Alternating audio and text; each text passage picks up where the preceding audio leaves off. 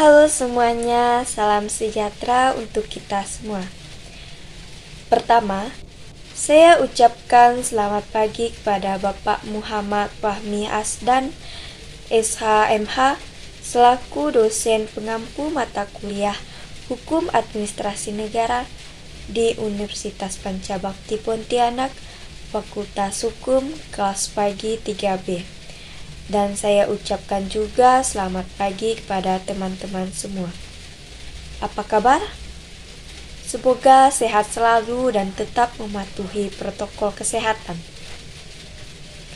Perkenalkan, nama saya Wituna Anastasia dari mahasiswi Universitas Pancabakti Pontianak, Fakultas Hukum, kelas pagi 3B semester 3. Orang bijak mengatakan,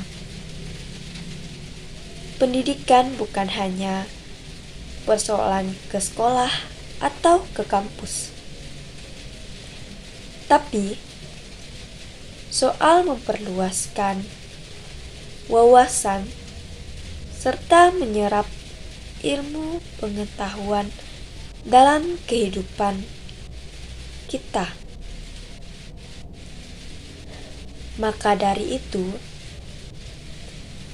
kepada kesempatan pagi hari ini, saya akan menjelaskan materi mengenai hukum administrasi negara dan apa sih permasalahan hukum administrasi negara. Oke, kita langsung saja. Apakah teman-teman tahu apa itu hukum administrasi negara? Ya, betul. Hukum administrasi negara adalah bagian dari hukum publik dan diturunkan dari hukum tata negara. Ia mengatur tindakan, kegiatan, dan keputusan yang dilakukan dan diambil oleh lembaga-lembaga pemerintah dalam menjalankan roda negara sehari-hari. Hukum administrasi negara berkembang sejak awal abad ke-20. Seiring dengan beralihnya peran negara dari penjaga malam menjadi negara kesejahteraan yang diatur oleh banyak lembaga dengan kewenangan masing-masing. Adapun pengertian hukum administrasi negara menurut Prof. Mr. Prabjudi Atmos Surdirjo memiliki dua pengertian, dalam arti luas dan dalam arti sempit. Hukum administrasi negara dalam arti luas meliputi hukum tata pemerintahan, hukum tata negara, hukum administrasi pembangunan, dan hukum administrasi lingkungan. Sedangkan dalam arti sempit, hukum administrasi merupakan hukum pengurusan rumah tangga negara baik intern maupun ekstern. Hukum administrasi negara ini pun memiliki ciri-ciri sebagai berikut. 1.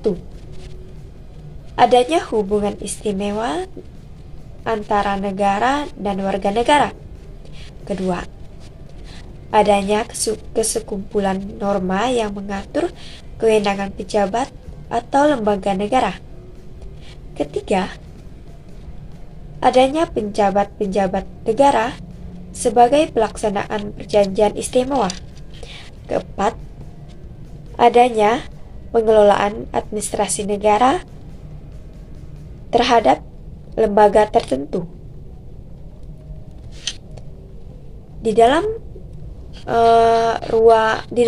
hukum administrasi negara memiliki ruang lingkup, yaitu 1. Memiliki objek kajian hukum administrasi negara sangat luas. Kedua, sukar untuk dikodifikasikan sehingga sulit diidentifikasikan ruang lingkupnya. Ketiga, hanya dapat membagikan bidang-bidang atau bagian-bagian tertentu. Dan di dalam hukum administrasi negara ini memiliki sumber hukum, yaitu Pancasila, kedua Undang-Undang Dasar 1945, ketiga TEP MPR, keempat Perpu, kelima PP, keenam Kepres, ketujuh Permen dan Kepmen, kedelapan Perda dan Kepkada, kesembilan Jurisprudensi, kesepuluh Hukum tidak tertulis, ke-11 Hukum internasional, dan ke-12 Keptun, ke-13 Doktrin. Maka dari itu, negara Republik Indonesia sebagai negara hukum memiliki dua negara hukum, yaitu Restat dan Rule of Law. Restat, negara berdasarkan hukum tertera dalam penjelasan Undang-Undang Dasar 1945, dan bukan Mestet, itu merupakan berdasarkan atas kekuasaan. Di dalam dua aliran negara hukum ada yang namanya Restat maupun Rule of Law. Namun dijalankan berdasarkan prinsip negara hukum dengan ciri tersendiri melalui elaborasi prinsip negara hukum pada umumnya, yaitu adanya perlindungan hak asasi manusia, adanya pemisahan atau pembagian kekuasaan, adanya pelaksanaan kedaulatan rakyat, adanya penyelenggaraan pemerintah yang didasarkan pada peraturan perundang-undangan yang berlaku, dan adanya peradilan administrasi negara. Nah, memasuki permasalahan hukum administrasi negara. Apa sih permasalahan hukum tersebut? Ada yang tahu? Oke.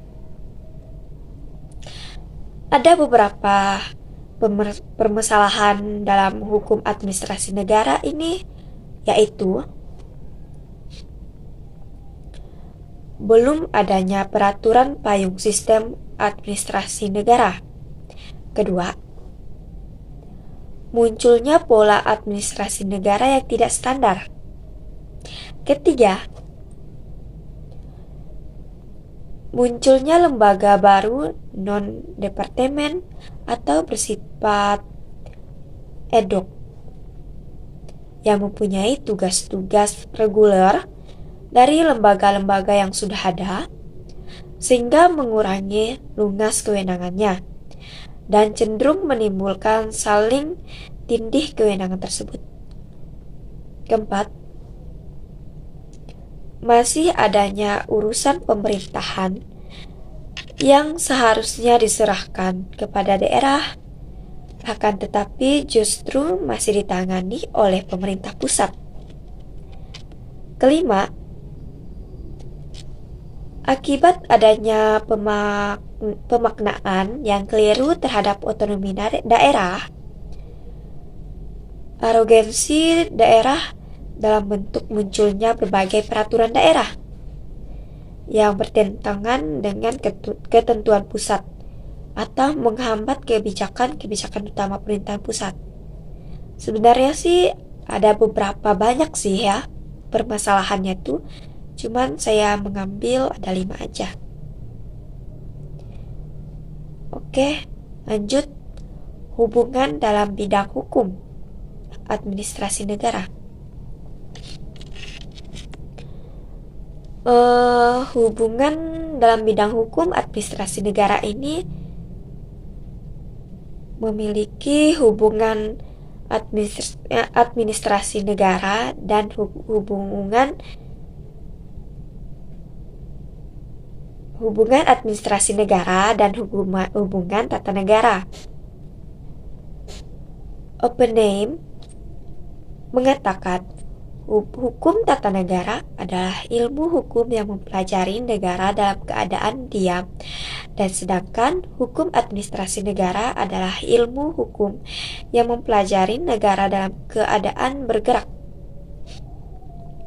Sedangkan hubungan administrasi negara dan berdata memiliki hukum administrasi negara adalah hukum khusus tentang organisasi negara, dan hukum perdata sebagai hukum umum yang mengatur tentang hubungan antar subjek hukum dengan subjek hukum lainnya dalam hubungan private. Sedangkan hubungan administrasi negara dan hukum pidana itu mengatur tentang hubungan antara subjek hukum dan subjek hukum lainnya, akan tetapi terdapat keterlibatan pemerintah di dalamnya dalam rangka melindungi kepentingan umum dan masyarakat. Oke, sekian dari saya. Terima kasih. Semoga presentasi ini berguna bagi kita semua. Jangan lupa tetap patuhi protokol kesehatan. Salam.